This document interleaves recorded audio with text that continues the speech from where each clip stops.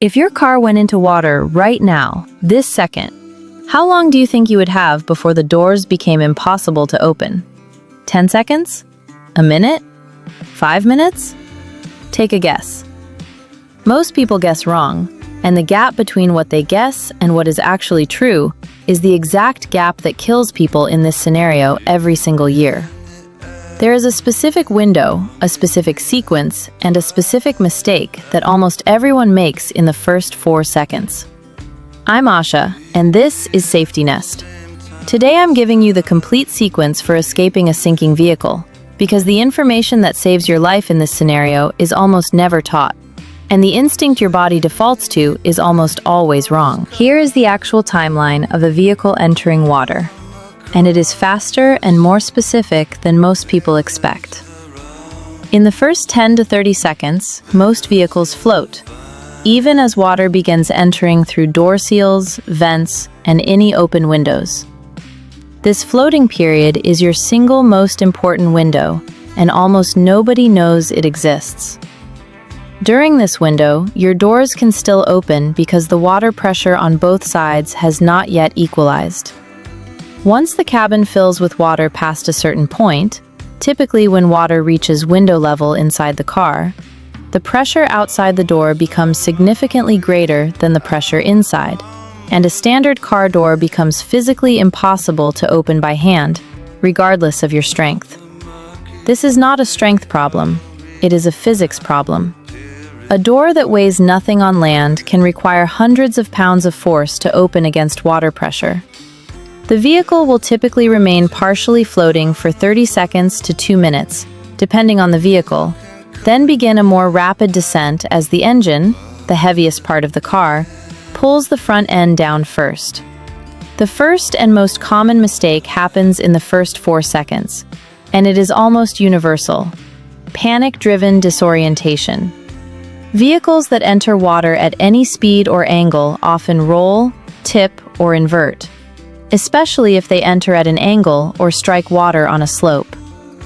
In this disorientation, most people instinctively try the door first, which, as we just covered, is the correct early move, but only if done immediately. The mistake is the 4 to 10 seconds most people lose to shock, confusion about which way is up, and a frantic search for a phone or a way to call for help before attempting escape.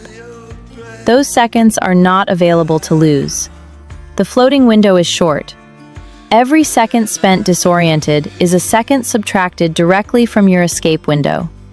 Here is the exact sequence, in order, with no steps skipped. Step 1. Unbuckle your seatbelt immediately, before anything else.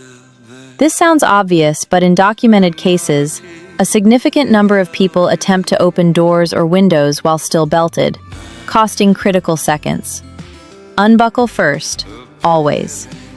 Step 2. While the vehicle is still floating, within the first 10 to 30 seconds, attempt the door. Push it open with your shoulder and full body weight, not just your arm. If it opens, exit immediately, swim away from the vehicle, and surface. Step 3.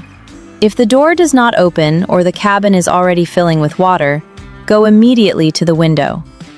Most modern vehicles have electric windows that will still function for several seconds, even as water begins entering, because the electrical system has not yet shorted. Try the window button first. Many survivors report this works even partially submerged. Step 4. If the window will not open electrically, you need a window breaker. A spring-loaded center punch tool, the same one we discussed in the car accident video, will shatter tempered side glass with a single strike to the corner of the window, which is structurally the weakest point. Strike the corner, not the center. Step 5.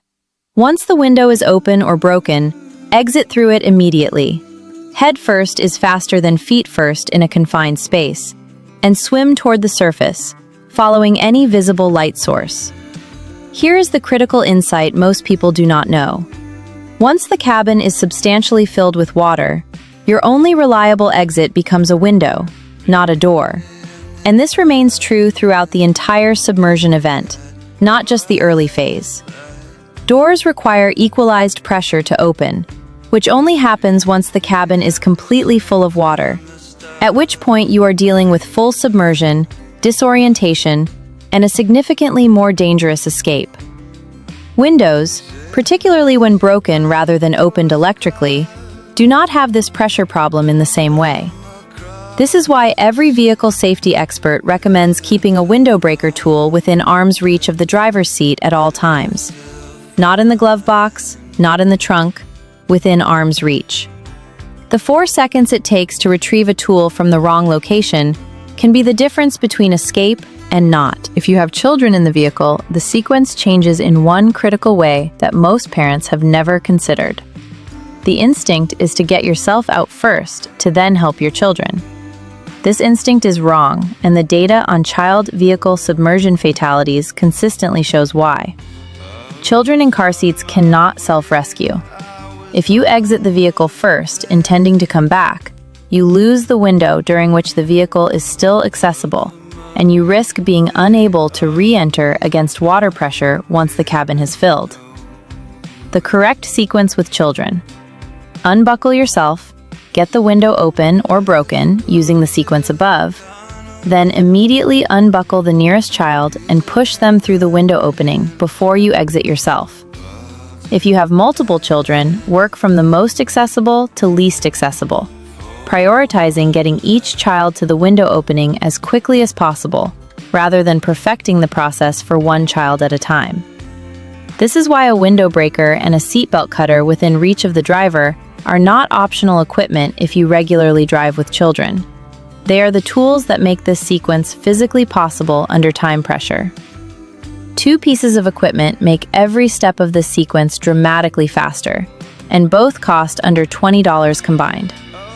A spring-loaded window breaker, the center punch style, not a hammer style tool, because the spring-loaded mechanism requires far less force to activate and works reliably even under stress and in confined positions.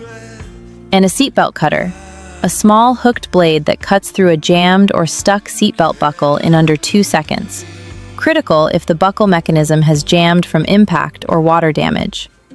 Both should be mounted or stored within arm's reach of the driver's seat, attached to the sun visor, mounted to the center console, or in the driver's door pocket, not the glove box. The glove box requires you to lean forward and search through other items, which you may not be physically capable of doing in a disoriented or partially submerged position. I asked you at the beginning how long you thought you would have. Now you know the real answer, and more importantly, you know the exact sequence that uses that window correctly. Unbuckle. Window, not door, once submersion begins. Children first through the opening. Check your car tonight for a window breaker within arm's reach. If you do not have one, the link is in the description. Share this with someone who drives near water regularly. A bridge commute, a coastal road, anywhere. Drop in the comments. Did you know about the floating window before this video? Stay aware. Stay safe.